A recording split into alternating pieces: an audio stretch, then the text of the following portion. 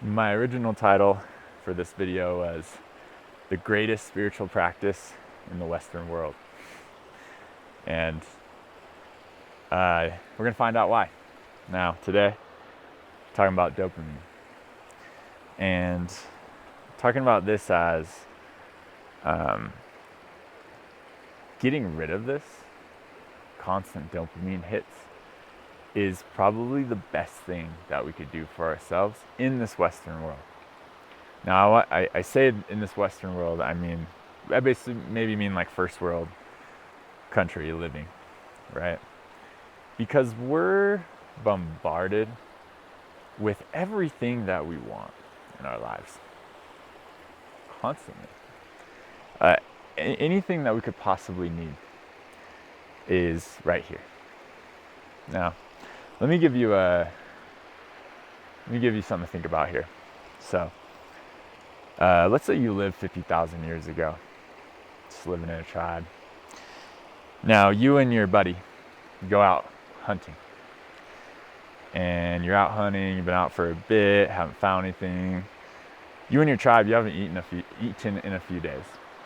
3 days, 4 days. And you come across a beehive. And there's some honey. A lot of it. And you take a little taste test. Whew. Wow, that's the good stuff. Everything in your body is like, yes, more, right? So, you and your buddy, you're like, man, let's do it. We're out here hunting, we need some fuel. So, you go in, you eat as much honey as you can, right? And damn, it feels good. And then, you get done and you're like, that's all I can do. And you take as much as you can, you bring it back to camp. You let everyone else indulge in the honey, right? Now, that reward that you got there was very useful. It's like, oh, I see honey. Oh, I taste honey. Oh, I'm going to eat as much as I can. We need that. That's super important. It keeps us alive. But guess what? Now, in the world that we live in, there's honey everywhere. There's honey on your phone. There's honey at work, on the computer screen. There's honey in that nicotine hit, those nice vapes. There's honey in the alcohol at the bar, in chasing the women, chasing the guys. There's honey in the food, of course, in the sugar, right? It's everywhere. We have so much of this. Now we have a problem that's backwards, or the opposite. Our brain is constantly under this seeking for reward. And when I go out and I look for this, so I don't even need to look for it. It's just, I don't feel well. I'm gonna go get a reward. Okay, I ate the cookie. Okay, I don't feel well again. Oh, well, this phone is pretty sweet. I'm gonna look on there. Oh, I've been scrolling for 30 minutes, right? I'm gonna get up. I don't feel well. I don't feel like how I wanna feel. So, I'm gonna go take a hit of that vape. It's time for some tobacco, for some nicotine, right?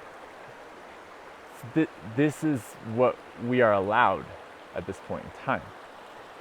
And, where at one point the beehive and the honey was super necessary. We needed that reward. Now, it's just like that part of our brain is constantly being hit all day long. All these little rewards that we give ourselves.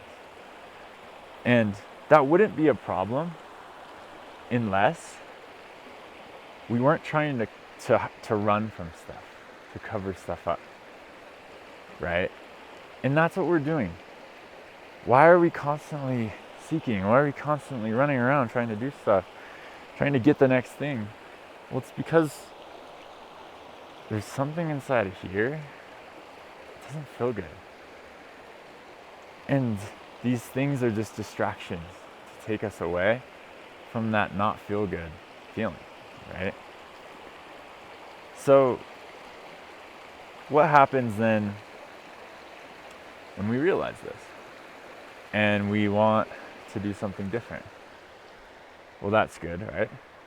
Like, we realize, like, oh, I just use all these things to just run from something.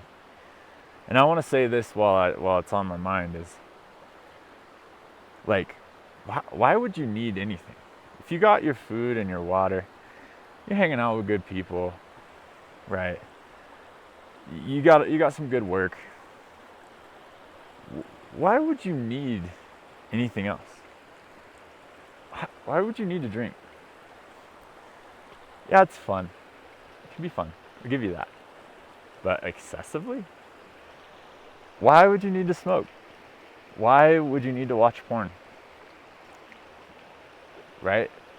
Think about it. If you already feel good inside, why do you need to run to these things to make you feel good? You already have it. So, now we go on the mission of removing some of these things from our life. And you only go on this mission if you're really fed up with it. Now, personally, I've gotten to some things I'm really fed up with, like my phone. Very addicted to it. And sugar, carbs, super addicted. Now, I got to a place where I was like, oh, I'm gonna cut this out. Now, guess what happens? I recently cut out carbs. Just as an experiment, a little health stuff, just trying to play around, see what's up. And, well, guess what happened? I went through a detox. My body detoxed from having less carbs. Now, obviously, there's an energy thing here. I know everyone's gonna come and be like, well, because you switched your energy. And yes, I know that. I'm aware of that. But this is a good example. I was also addicted to the hit of, like, getting some cookies, right? Or getting some like mac and cheese. Oh yeah, like, give me that. And every time I get it, it's a hit. It's a hit, right? Now, yeah, I went through this detox of like not having that anymore. And it was really uncomfortable. Like, I was just like parts of me were like, go get it. Like, you need to go get it now. And I'm like, no, I'm not eating that right now. And my body's like, my brain is like, yeah, no, like you gotta go, like, go. And that's how I knew, right? That's how I knew. It's like this addiction is so real, right? So real. And take that with anything that you're addicted to, right? And try it. Try going without it and see what your brain requests, right? The types of conversations that arise in your thoughts. Watch them. And you're gonna go through a detox. And that's because you're not getting as many hits as you were before. And so this is gonna feel like crap. It's gonna be really hard. And you know what's gonna happen is if you really stick with it, you're gonna start to feel really bad. And part of it is the dopamine detox. And part of it is there's no way to avoid anymore. So what happens when, oh, I'm not going to this thing constantly? It's like, oh, well, now there's some stillness in here. And then that stuff can come up now, right? And ooh, that doesn't feel good. Don't feel good at all. So this is why I say this is maybe the greatest spiritual practice in the Western world. It's because we're not empty. We're very full. And we're avoiding and we're avoiding. And that's what I mean when we're full. It's like the stuff is being pushed down. So if you slowly remove all these dopamine hits, these addictions from your life, then this stuff gets to come up. And if it's hard, but if you stay on the path, keep going, keep working with it, keep feeling these things, let it come up. Let yourself feel like crap. It's okay. This is part of the detox. Then stuff's gonna start to be able to move. And you're gonna start this process of emptying. And you're gonna be more comfortable with stillness, with silence, more comfortable with yourself, because you're not constantly running. You're actually working on the real internal work, right? And the more that internal work that you get to do, because you're not running from things, the better your life is gonna be. Everything's gonna get smoother, calmer. And then I think you're actually in a place to do some real spiritual work. Because I think that the emptying process is just step one. And then after that, it's like, oh, you can really meditate or pray. You can really pray. Whatever you want to do. If you just want to do self-inquiry and work on yourself, it's all going to be better.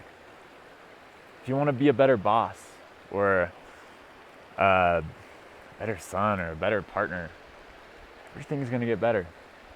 And everything's going to have the ability to improve more than it did before. Okay, that's what I have to say about dopamine hits. Maybe we can talk about it more sometime. Maybe this is helpful for you. Maybe you're already past this on your journey.